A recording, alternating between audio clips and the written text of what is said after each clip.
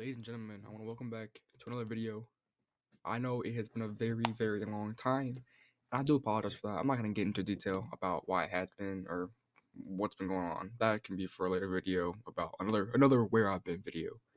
Anyways, today we're going to be ranking my platinum trophies. As you can see, we have a tier list here from Tiermaker. Good old Tiermaker here. And I'm just going to go ahead and ranking my platinums, which the collection has grown, and no, I have not done a video over every single platinum. These are not in order from when I got them to whatever. I mean, I probably could go in order if I were to actually remember the order that I got them in. I think I do. But yeah, I'm gonna rank them. I'm gonna talk about them. I'm gonna talk what I love about them, what I didn't love about them. The only one that I'm not gonna talk about in detail is Epic Mickey Rebrush, because that is actually my latest platinum, and I am planning to have a video about that, specifically about me getting the platinum and what my thoughts are about the platinum. Because it definitely, my opinions about the game definitely changed while going for the platinum, and that is gonna affect my ranking in this video. But we got S, we got A, we got B, we got C, we got D.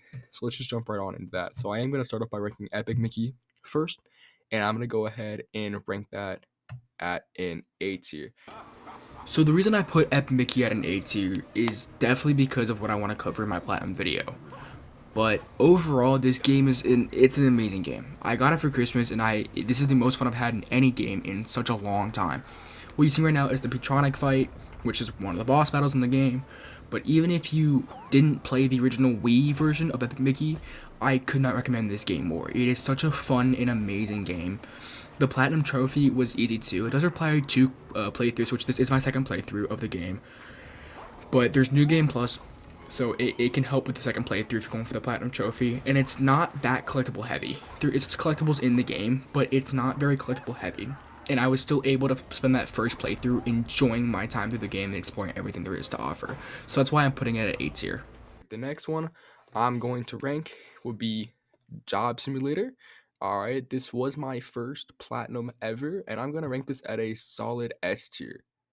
So I'm putting Job Simulator at an S tier, and the reason I'm putting it at an S tier is because this is just such a fun game. With the 4 different game modes that you have store clerk, car mechanic, chef, and I'm forgetting one more, but the office worker. But just the amount of freedom you have in this game while still being able to progress through it is so much fun. The platinum is short, it's very easy, and I just had so much fun with this game. The only downside is it is a PlayStation VR title, so if you don't have a VR headset, I'm sorry, but this is just an amazing game. I've had so much fun with it. I could not recommend it more. The next one, my next platinum, I believe it was, I didn't even know I got it, was Rocket League. I was just playing with some friends, and I popped the platinum for it. But I'm definitely gonna rank this at an A tier. I'm putting Rocket League at an A tier. I actually really don't really know like why I'm putting it at an A tier. I mean, I wouldn't put it any higher. I definitely wouldn't put it any lower though. It's definitely a fun platinum, but I really genuinely didn't know that I was close to getting it at all. This is one of those platinum trophies that I just played Rocket League a lot. A lot of my friends asked me to play it. So, I mean, I just play with my friends a lot. I feel like this would definitely be lower. Like, it'd definitely be a B or a C if I didn't play with my friends. But, I mean, if you got a good group of friends to play Rocket League with, and they're down to just play for hours and hours on end, I think this would definitely took, I think, a good 70 to 80 hours of just gameplay. And I don't even have, like, 100%. Like, I only have the Platinum Trophy, which is, like, 60-something percent. But overall, it's a fun game. Especially if you like soccer and cars, it's definitely a fun game. The next platinum trophy that I unlocked is Spider-Man Miles Morales, and this is 100% going into S tier. This is another game that I am most proudly to put into S tier. I could not recommend this game more to anyone, and I mean anyone. And the funny thing is, I don't even have Spider-Man or Spider-Man 2's platinums yet. I don't know what it is about Miles Morales, but I just genuinely love this game so much. The gameplay of it, like the story, the action, everything is just perfect in this game. It is beautiful. And the crazy part is to get the platinum, you have to do a New Game Plus run through. You have to play this game twice. I did not get sick of it once. I absolutely loved this game. but yet I can't platinum the other 2 games. I get sick of playing them, which I just think that's crazy to me. But no, this game, action's pitch perfect. The sounds and the music is pitch perfect. The story mode is so rich. Everything about Miles Morales is just amazing, and it's short too. It is very collectible heavy, but I enjoyed getting the collectibles. It wasn't like something where I was like, oh, okay, I have to get this and I have to get this. No, it's just an adventure that you go on and you enjoy the adventure, even when you're just going for the collectibles over and over and over again. This game makes collectible grinding fun. It makes it so fun. I didn't hate it during the second playthrough. I didn't hate collectible grinding. I cannot recommend this game more. Please, if you have not already, please play Spider-Man Miles Morales. The next one that I unlocked was, I know it says Spyro the Trilogy because that's the game that I have, but I platinumed Spyro 1, and this is going to go into B tier. The reason I'm putting Spyro, the trilogy, more like Spyro, the first game, into B tier is overall, the sole reason is because of the flying mechanic. I think it's fixed, at least from the parts that I've played of Spyro 2, and I haven't played Spyro 3, but it definitely is a fun game. It is very, just like miscellaneous heavy. You can go back. It's not like if you miss it, you can't get it anymore type of thing. But it's very miscellaneous, and without a guide, this could take a while. It's not that I didn't enjoy playing. Well, that's a lie. I liked most parts of the game, but definitely the reason I'm putting it in B tier is it's definitely hard without a guide, and it's a longer platinum on around like 20-ish hours, and the flying mechanics of this game have drove me absolutely insane. Like, I don't know what type of physics we're running in this game, but the flying is just, I can't do it. It made me so mad. Like, I just cannot do it with the flying mechanics in this game. So I mean, if you're okay with janky controls for flying, and it requires you to do some of the flying levels for the platinum trophy, then I definitely would recommend it. And it's the trilogy though, so you never know. The next one we have is My Name is Mayo. This is a platinum trophy that everyone gets. It's like $2. It's D tier. I hope you understand why. For those of you that don't know, this is My Name is Mayo. To get the platinum trophy in this game, you have to click Mayo 10,000 times. If you click Mayo 10,000 times, you get the platinum trophy. D tier. Okay, the next one that I have is Astro's Playroom, and this is going straight into S tier. If anybody platinums Astro's Playroom, which everyone should platinum Astro's Playroom, this should be an immediate S tier. Like, come on. It comes included with every single PS5. So, number 1, it's a free game. 2, it's a visually stunning game. And number 3, who doesn't love Astro? Like, come on. If you don't love Astro, you actually have issues. Like, the amount of, even if this is just like a demo game to like show what the PS5 controller can do, it's still such a fun game. Yes, it is collectible heavy, but it's like Miles Morales. I didn't mind collecting the collectibles. I enjoyed every single moment, and it's like a 4-hour platinum. The whole game is 4 hours, which they did recently come out with Astro's Astrobot, right? It's just called Astrobot? I'm like looking at my game clicks right now. Yeah, it's called Astrobot, which I do plan to platinum that soon, but that's just Astro's Playroom, but longer. And I cannot wait for this. Again, if you have a PS5 and have not played this, I don't know what you've been doing. You've been living under a rock. Please go play this game. The next game I have is Bugsnax, which it's going as an S tier. Okay, so Bugsnax came as a surprise to me, and yes, it is going to S tier, and I will definitely explain why. But this game came as such a surprise to me. The whole sole purpose I got this game was because I saw that a bunch of people were platinuming it. A bunch of people were being like, "Oh, this is Bugsnax, and go play Bugsnax." And I'm like, okay, fine, I'll just check this game out. This game has an E10 rating. This is not for children. This game has the darkest turn ever to mankind. Like, I have not played a game scarier than this. And I know what you're thinking, looking at these mochi balls on my screen right now with big googly eyes. No, this game is not for kids. Now, do I still recommend this game? Oh, 100%. I had, like, this game, as weird as it is so much fun. It's basically Pokemon, but with, like, fruit in food. it is such again, it is very dark.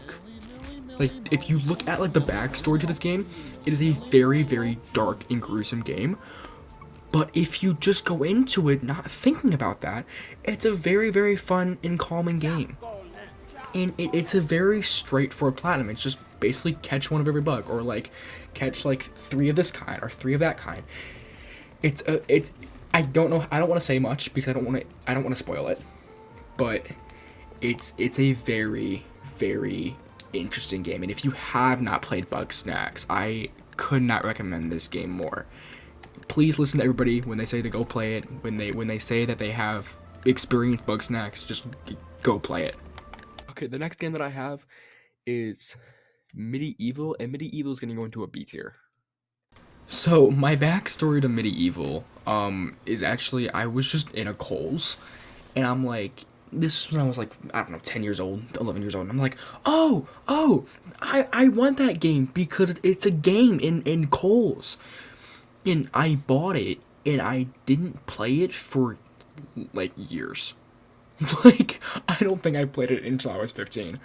Like, I didn't pick the game up. I had it just sitting, literally sealed in my collection for a solid 4 years. But what you're actually looking at now is gameplay of the original Medieval, which is offered on the remake, which is what I have, and what I platinumed, only if you 100% the game, which I thought that was actually a really cool feature that they added. But I'm gonna put it in B tier. It's a solid game. Would I platinum it again? That's the question I really ask myself, whether it deserves an A or an S tier or B tier. No. Now the reason I'm saying no is because I feel like I would ruin my experience with it. And if I remember right, it is a 2 playthrough platinum trophy. But the second one, you can kind of just speed run the entire thing and just ignore it.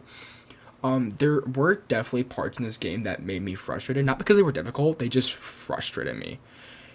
And it's definitely a solid game, especially if you're like an old PlayStation like fan. I would recommend this game to people. And I would recommend going for the platinum if you're that invested into it. But there are certain parts of it that made me not enjoy the game, and I feel like that's why it's at a B tier for me. Alright, for one of our last games, we have Cat Quest, which I do have Cat Quest 1 and 2, but we're talking about Cat Quest right now, and that's going to go into B tier. So actually, the gameplay that you're seeing behind me is Cat Quest 2, which we will cover later. I don't actually have any footage of Cat Quest 1, and I don't have access to the game anymore, but I'm ranking Cat Quest at a B only for one specific trophy, and that is the grind. You have to grind to level 100. In the guide, if you were to follow a guide, it's like, oh, you normally just get level 100 just by beating the game. No. I completed every side quest possible, because it's needed for the platinum. I defeated every single dungeon, which is needed for the platinum. I got every single collectible, everything you could imagine possible, and I was only level 80. I had to grind to level 100, and it took me a solid 2.5 hours. If I didn't have to grind, this game would be either an A or an S. But it's because of the grind is what's turned me away from putting it any higher. Next up is Cat Quest 2. Cat Quest 2 is going to go into C tier. Now, Cat Quest 2 I'm putting at a C tier, and this is purely because I played Cat Quest 2.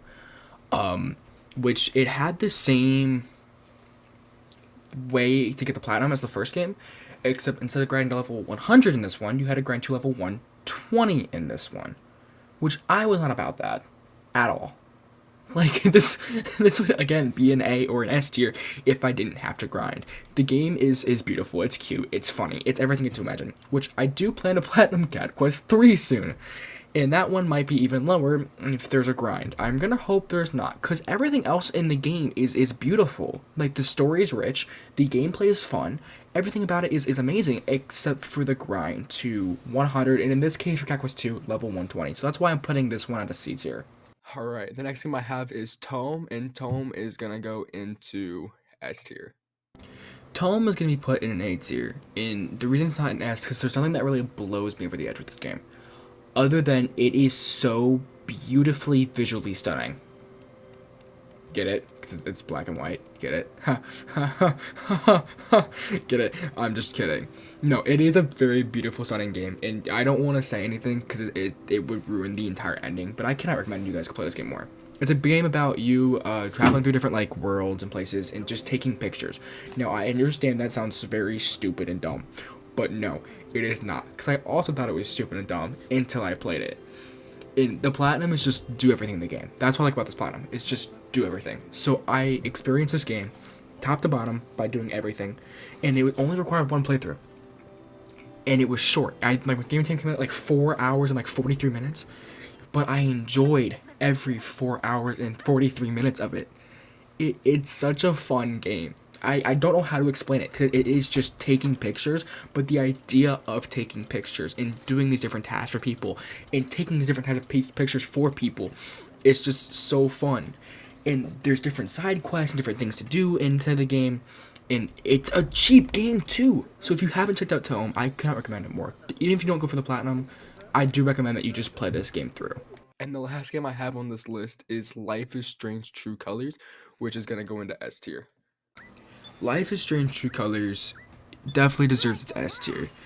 One, this is the second most recent platinum trophy that I've gotten, and two, it is the first Life is Strange game that I played, and it definitely will not be the last. Double Exposure just came out. I think that's what it's called. Life is Strange Double Exposure. I think that's what it's called. And I cannot be looking more forward to playing that one. Life is Strange is a very story-driven narrative game. As in, you play as the main character, and you make choices which will affect your gameplay and things that happen in the world. Now, my favorite part about this platinum is like where Detroit, you have to like take certain routes to get the platinum trophy, and you have to replay the game over and over and over again. For Life is Strange True Colors, you don't have to do that.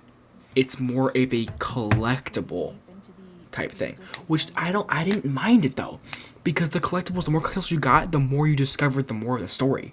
Which the story, I don't want to say anything about the story, but the story is beautiful.